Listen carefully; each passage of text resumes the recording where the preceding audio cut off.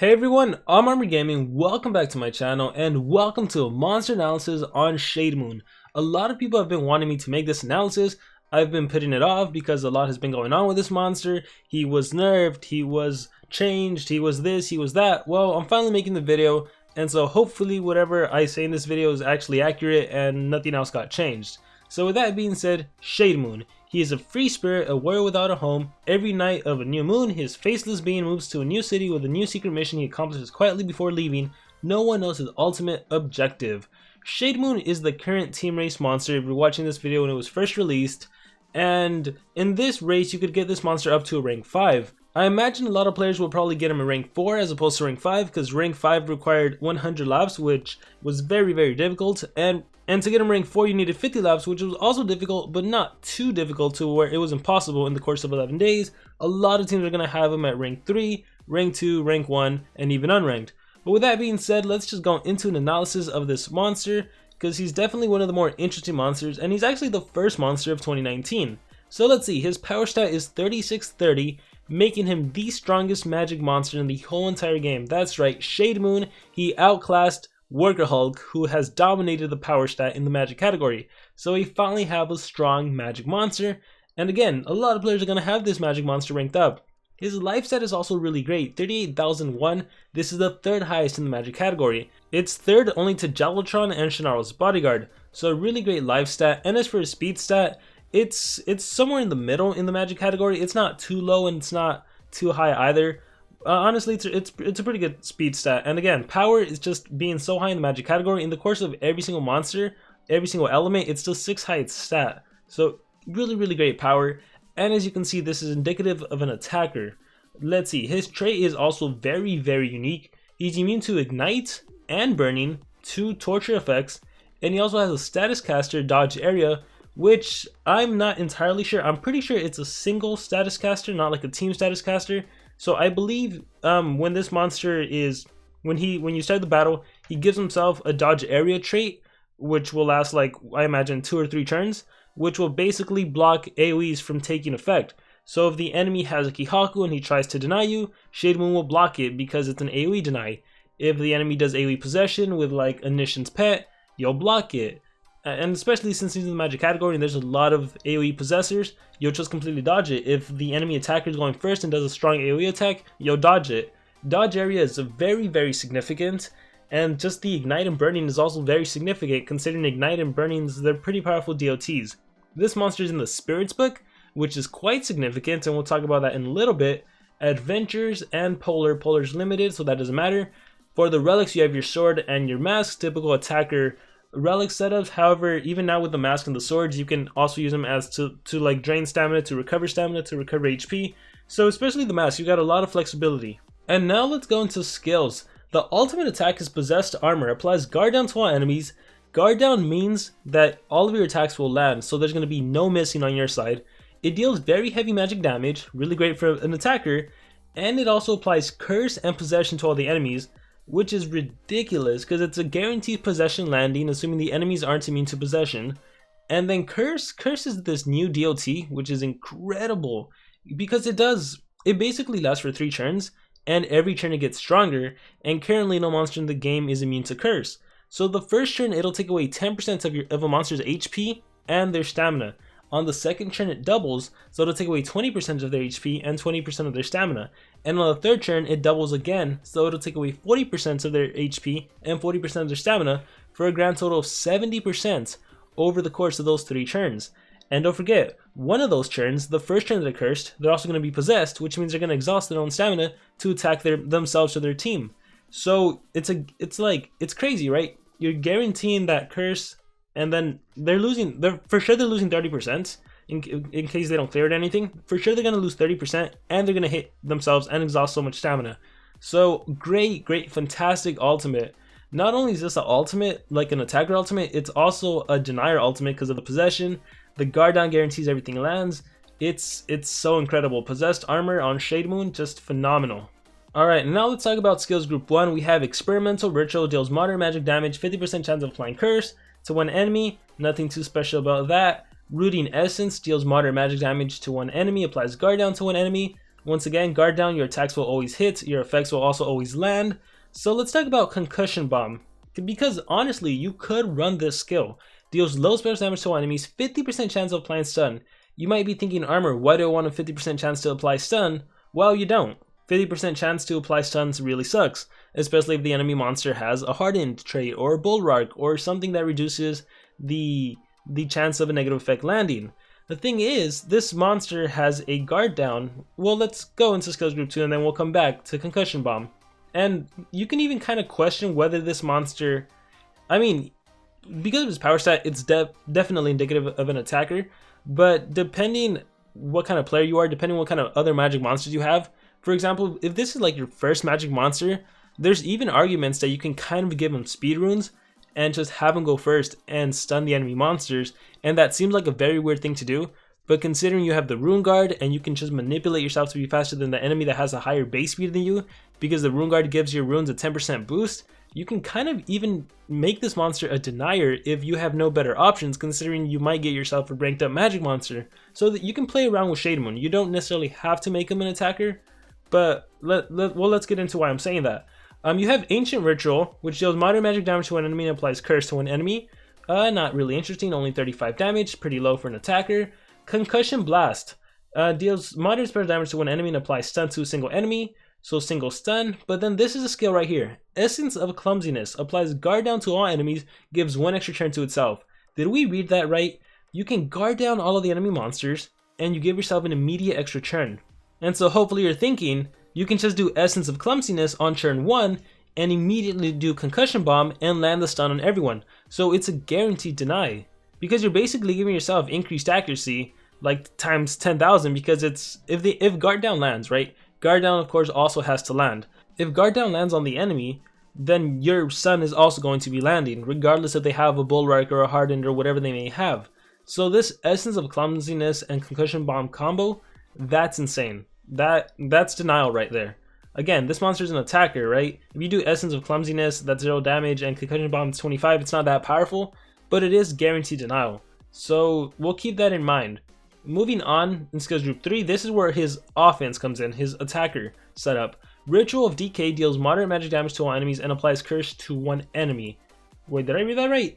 Deals moderate magic damage to all enemies, applies curse to 1 enemy. I'm pretty sure this should be an AoE. I hope this is an AoE curse. Because again, Essence of Clumsiness and then guaranteed landing the curse. Also guaranteed landing the damage. I hope that's an AoE curse. Let's keep going. Faceless Vengeance. This is right here. Attacker. It's insane. Another Sammy killer. Gives 100% of stamina to itself, so you don't need to worry about stamina.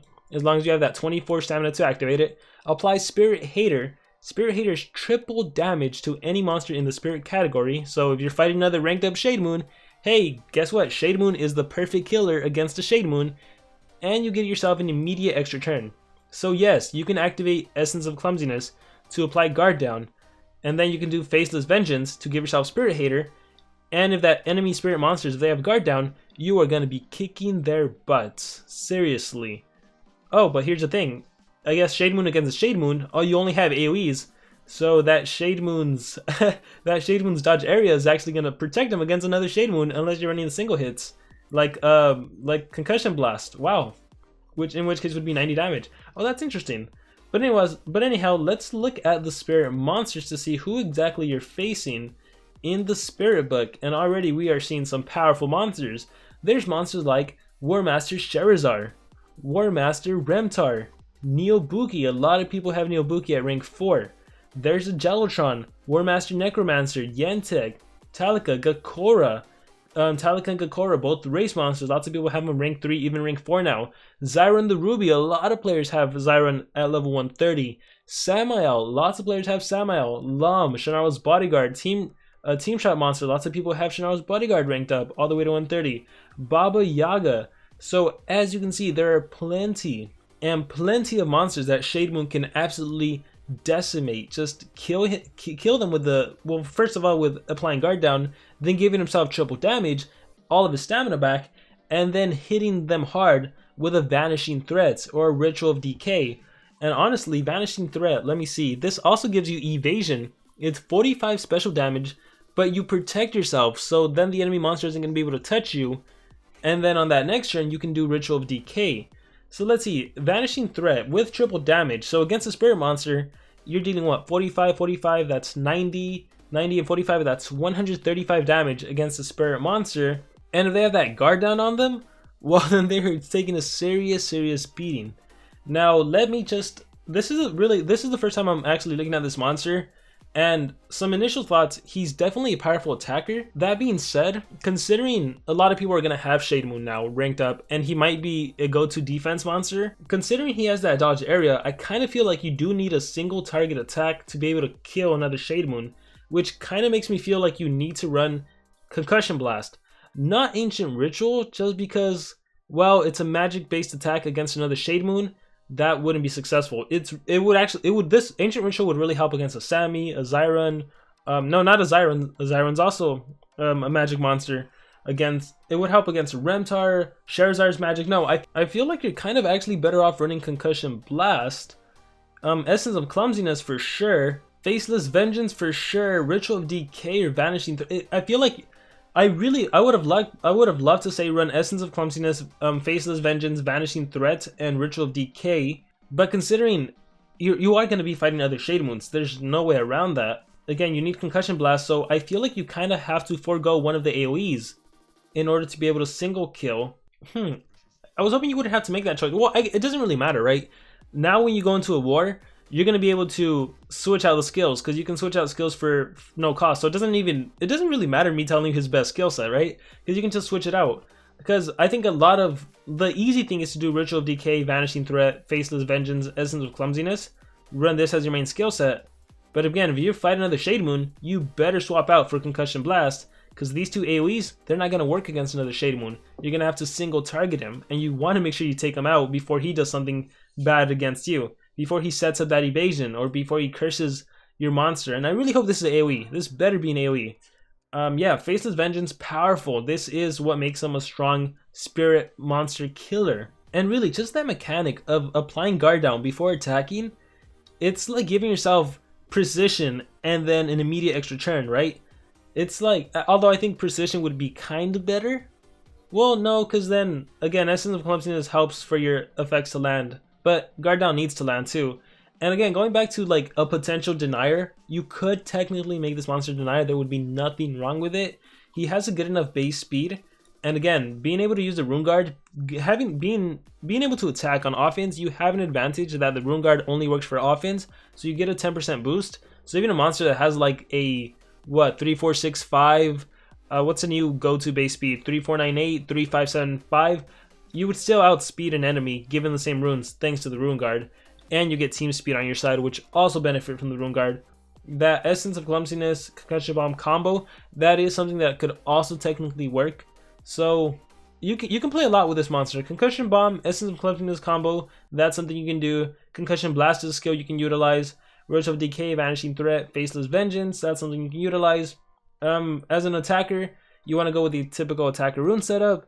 A high level strength, maybe 2 high level strength, a single speed, maybe a team speed. It really depends on who your allies are, what teammates you're going to partner him up with.